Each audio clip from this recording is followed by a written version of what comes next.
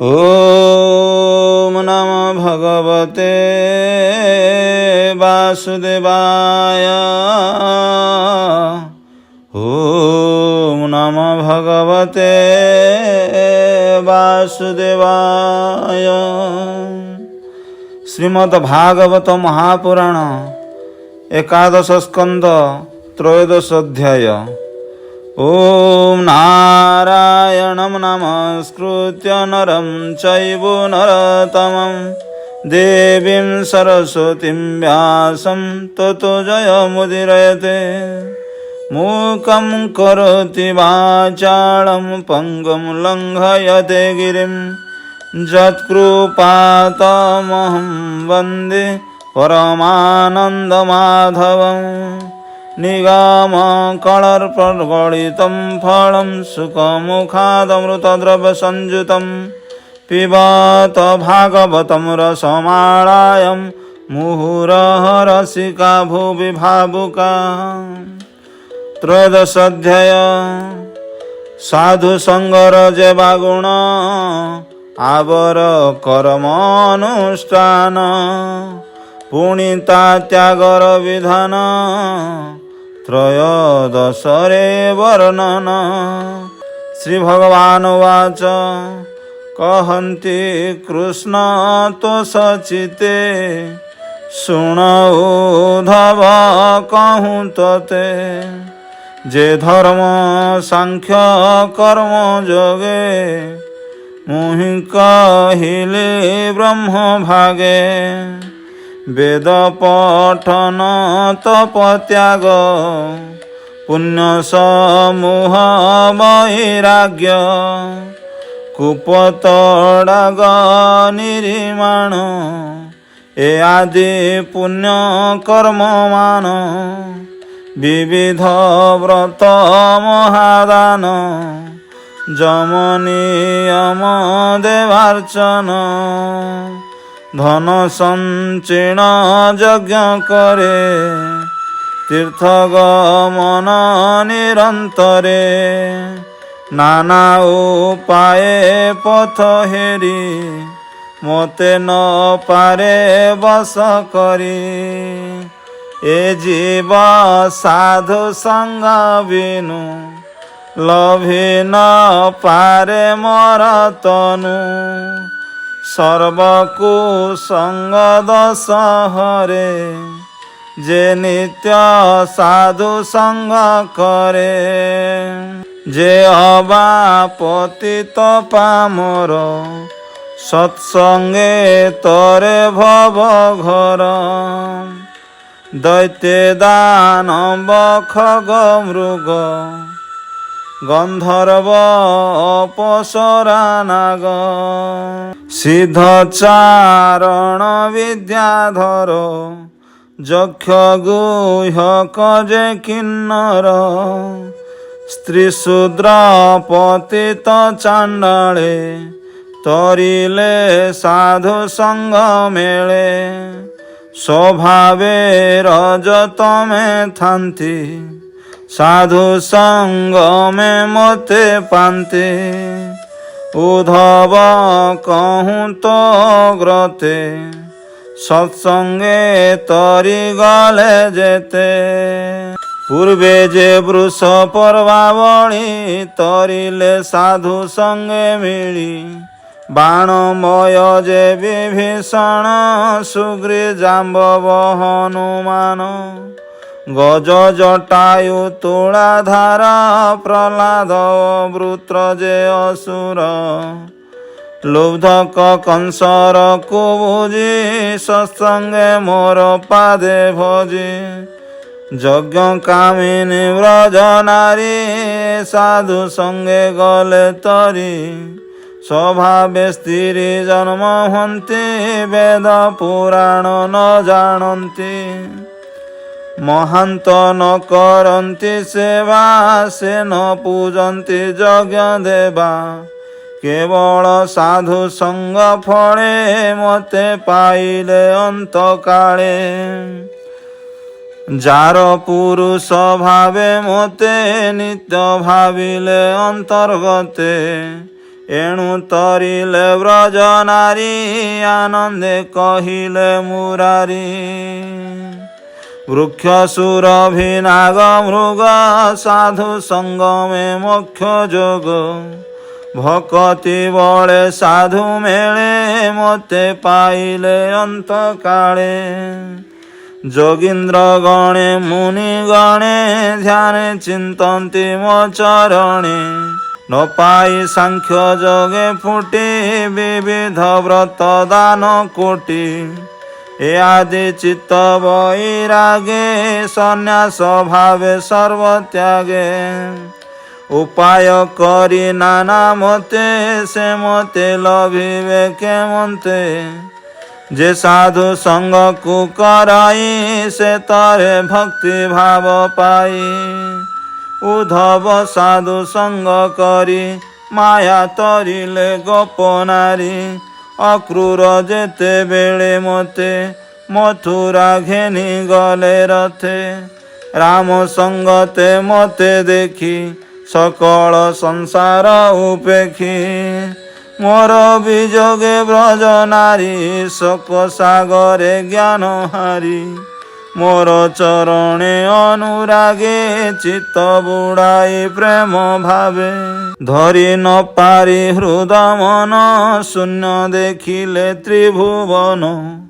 ରାସ ଉତ୍ସବେ ମୋର ସଙ୍ଗେ ଯେତେ ରଜନୀ ବନ ଭାଗେ। ବଞ୍ଚିଲେ ଗୋପର ତରୁଣୀ ତିଳାର୍ଦ୍ଧେ ପ୍ରାୟ ତାହା ମଣି। ଏକ ରଜନୀ ମୋ ବିଯୋଗେ ମଣିଲେ କୋଟି କଳ୍ପ ଯୁଗେ।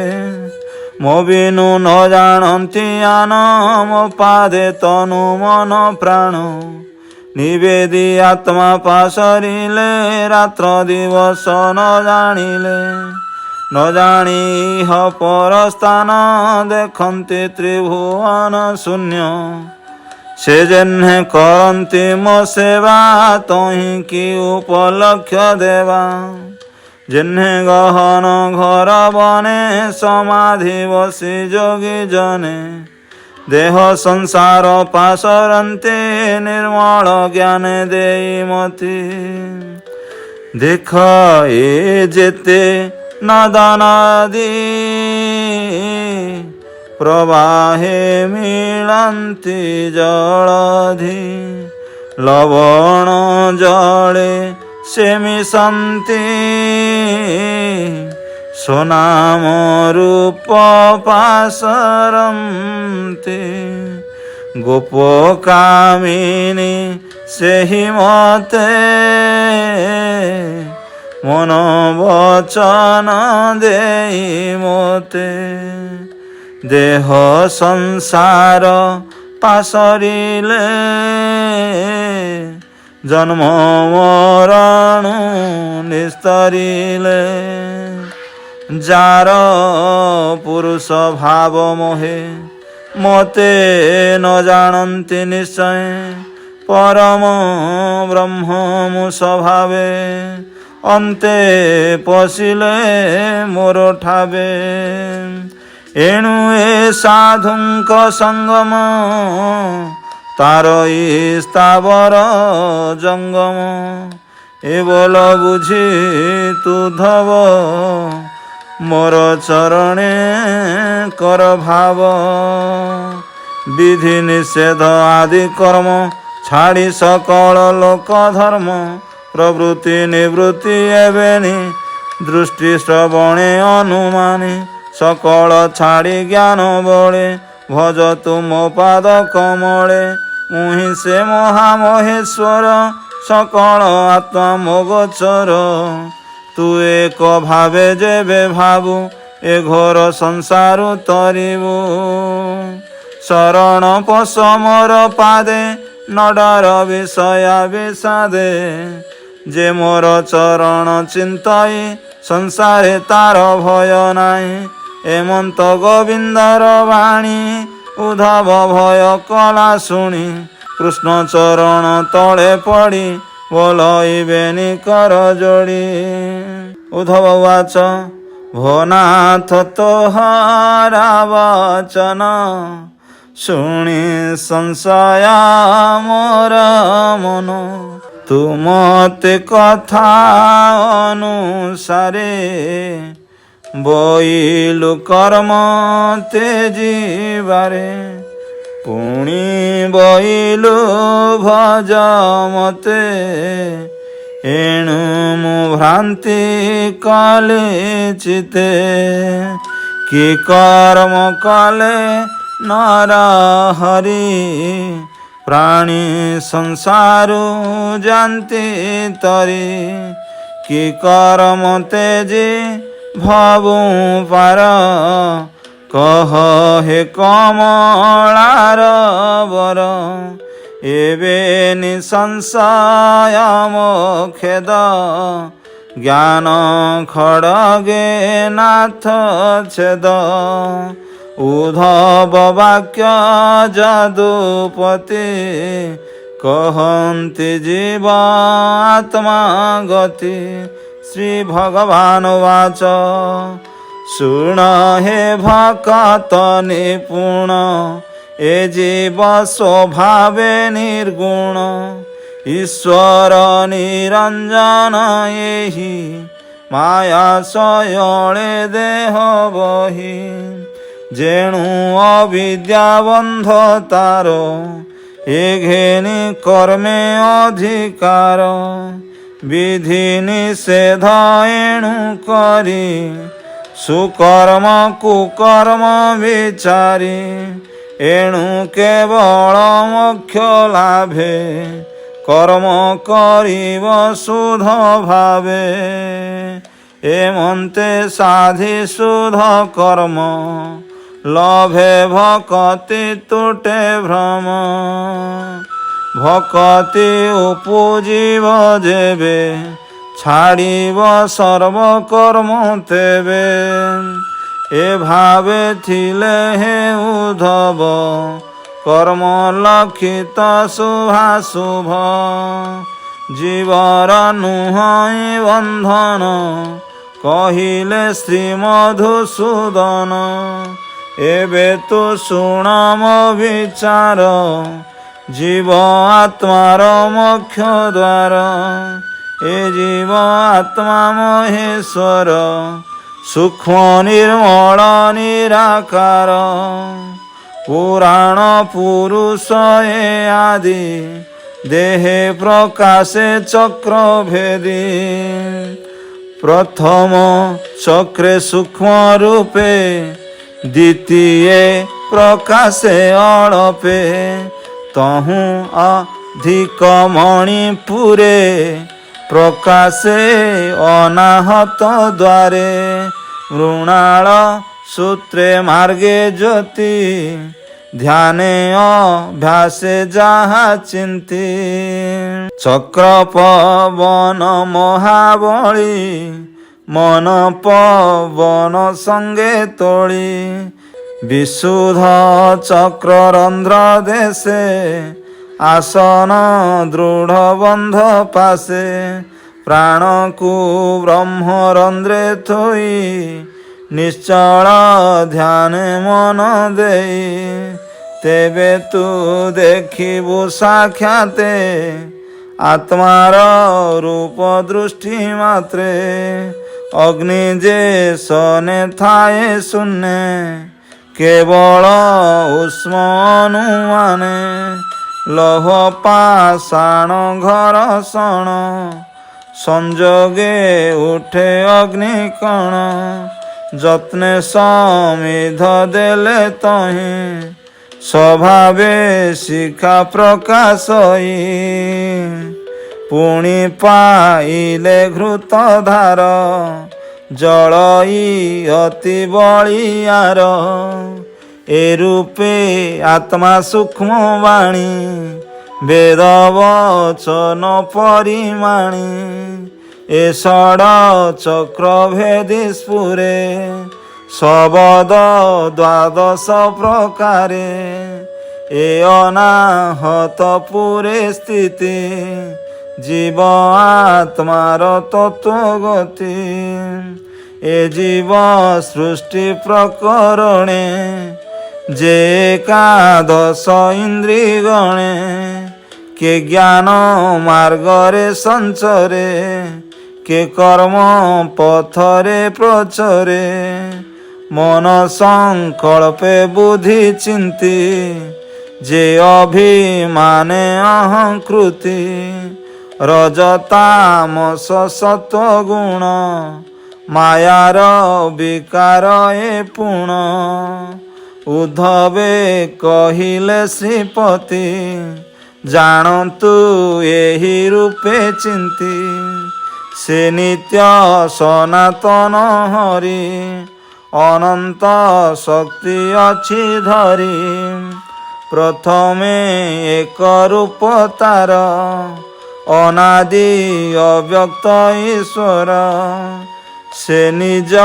ଶକ୍ତି ଭାବ ବଳେ ଅଶେଷ ରୂପ ଏ ଶୟଳେ ପ୍ରକାଶ କରି ନିଜ ଶକ୍ତି ମାୟା ସଂଯୋଗେ ନାନା ମୂର୍ତ୍ତି ସେ ଯେବେ ରଜଗୁଣେ ମିଶେ ତା ତହୁଁ ସଂସାର ପ୍ରକାଶେ ସୃଷ୍ଟି ପାଳଇ ସତ୍ୱ ମିଶି ତାମସ ଯୋଗେ ତାହା ନାଶି ଈଶ୍ୱର ମାୟା ଲୀଳା କରି ଖେଳଇ ଜଗତ ଆବରି ସେ ଏକ ରୂପ ଭଗବାନ ତା ତହୁଁ ସୃଷ୍ଟି ନହେ ଭିନ୍ନ ସୂତ୍ରେ ପାଷାଣ ଗୁନ୍ଥି ଦେନେ ସୂତ୍ରେ ବସନ ଅନୁମାନେ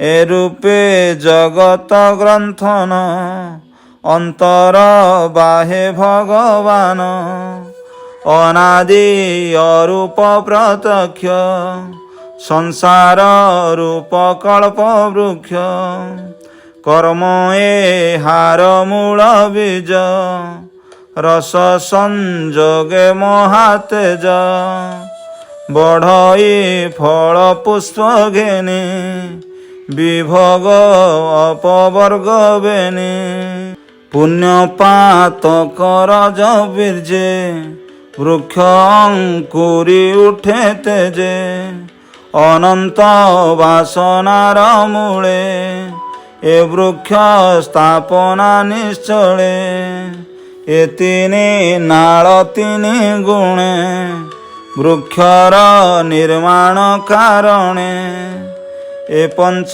ସ୍କନ୍ଦ ପଞ୍ଚଭୂତେ ପଞ୍ଚ ବିଷୟର ସଜୁତେ ଶାଖା ସମୂହ ଇନ୍ଦ୍ରି ଗଣେ ଏ ନିତ୍ୟ ଥାନ୍ତେ ମାୟା ବଣେ ଉପରେ ବେନି ପକ୍ଷୀ ନିତେ ବସନ୍ତି ରକ୍ଷା ଭଗର୍ଥେ କହିଲି ବେନି ପକ୍ଷୀ ଯେହି ଜୀବ ପରମ ନାମ ସେହି ବାତ ପିତ ଯେ କଫ ଘେନି ବୃକ୍ଷର ବଳକଳ ଏ ତିନି ଯେ ସୁଖ ଦୁଃଖ ବେନି ଫଳେ ପକ୍ଷୀଏ ଭୁଞ୍ଜଇ ତା ବଳେ ଲତା ବେଷ୍ଟିତେ ତରୁ କ୍ଷୀଣ କଳ୍ପେ ପର୍ଯ୍ୟନ୍ତେ ତା ଜୀବନ ଯାବତ ଚନ୍ଦ୍ର ସୂର୍ଯ୍ୟ ଦିଶେ ତାବତ ଏ ବୃକ୍ଷ ପ୍ରକାଶେ ଏକଇ ପକ୍ଷୀ ତାର ଫଳ ଭୁଞ୍ଜଇ ନିତେ ମହାବଳ ସେ ଫଳ ଖାଇ ମତ ବଳେ ନିରତେ ପଶେ ନାନା ଘରେ ଯେ ଆର ପକ୍ଷୀ ଥାଇ ଭୋକେ ସେ ସାକ୍ଷୀ ରୂପେ ସର୍ବ ଦେଖେ ବୃକ୍ଷର ଫଳ ଯେ ଭୁଞ୍ଜଇ କିରାତ ଜାଲେ ସେ ପଡ଼ଇ ଏକଇ ବ୍ରହ୍ମ ନାନା ରୂପେ ଭ୍ରମଇ ମାୟାମୟ କଳ୍ପେ ସେ ଯେବେ ଜାଣେ ବେଦ ସାର ସଂସାରେ ଭ୍ରମ କାହିଁ ତାର ଏହା ତୁ ବୁଝି ହେ ଉଦ୍ଧବ उत्तम गुरु पादे सेव भक्ति कुठारे दुर्वासना छेद तु गुरु वाक्य सिना आत्मा को जानी सावधाने गुरु वचन अनुमाने साधन कर्म छाड़ी चिते भज तु मोर पाद गते कहई विप्र जगन्नाथ श्री एकादशे भागवत जीवर गति अनुभव उद्धवे कहिले माधव ए ब्रह्म प्रेम तरंगिणी सुजने तर एहा शुणी इति श्रीमद्भागवते महापुराणे परमहंस्यां संहितायाम् एकादश स्कन्धे भगवदुद्धव संवादे साधु संग फलादि वर्णनं नाम त्रयोदश अध्यायः। ओम भीमस्याविरणभङ्गमुनिरपि मतिभ्रम यदि सुधम् असुधं वाममदश न विद्यते। ओम नमो भगवते वासुदेवाय। ओम नमो भगवते वासुदेवाय। जय श्री सत्यनारायण स्वामी की जय। ठाकुरंकर सदिच्छा पूर्ण हो बोल आनंद एक बार हरि हरि बोला।